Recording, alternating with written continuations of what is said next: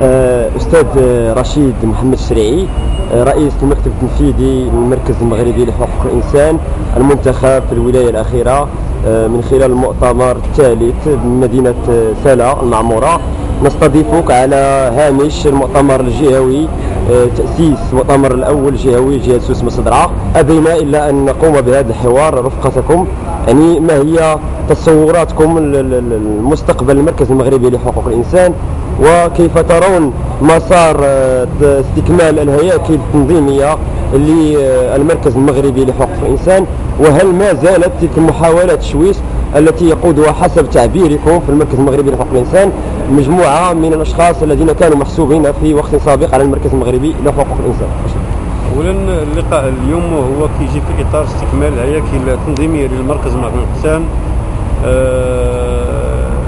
وفي اطار كذلك تنزيل القوانين التنظيميه للمركز على ارض الواقع من خلال تاسيس ديال المكتب الجهوي بمدينه اكادير، هذه المدينه المناضله التي ادت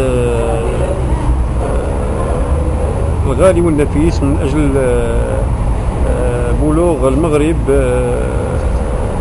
العديد من المكتسبات ذات طابع سياسي واقتصادي إلى غير ذلك.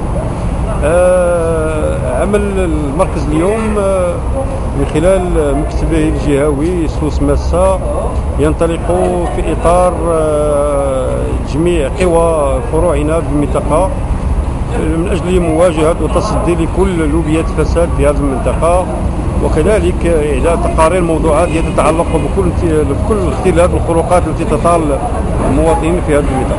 هذا الجانب. الجانب الثاني المتعلق بعملية التشويش، أكيد لأنه اليوم الملف ما زال يراوح مكانه لدى الجهات القضائية وسيتم الحسم فيه في القريب العاجل. أما بخصوص وضعنا التنظيمي هو وضع جد مريح نظرا للخريطة الجغرافية للمركز من خلال إحداث واحد العديد ديال الفروع واحد العديد ديال المناطق من أجل نشر ثقافة حقوق الإنسان ومواكبة جميع الاختلالات والخروقات التي تطال المواطنين بكل ربوع المملكة. أستاذ الشريعي، بعجالة يعني على مستوى القضايا الوطنية التي تستأثر بالرأي العام، مثلا ما موقفكم من الهجمة الشرسة التي تقودها وزارة الداخلية على الهيئات الحقوقية في مقدمتها الجمعية المغربية لحقوق الإنسان؟ أكيد من موقعنا في المركز المغربي نرفض رفضا باتا هذا الهجوم الذي يتنافى وحقوق الإنسان في المغرب، على اعتبار أن المغرب قطع أشواطا جد مهمة من أجل بلوغ هذه المحطة التي بفضلها المواطن خلال بروز العديد ديال المكتسبات الحقوقيه. واكيد ان وزاره الداخليه اخطات عندما اختارت التصدي والهجوم الغير ممنهج بطرق ملتويه حول الحركات الحقوقيه، وبالتالي نحن في الائتلاف لهيئات حقوق الانسان عازمين لتصدي هذا الهجوم من قبل وزارة الداخلية، ولن نقبل أي إمكان كيفما كان موقعه أن يدوس على جميع المكتسبات التي تحققناها في الفترة الأخيرة. ألا ترون أن هناك تراجع خطير على مستوى الحريات العامة أستاذ الشريعي؟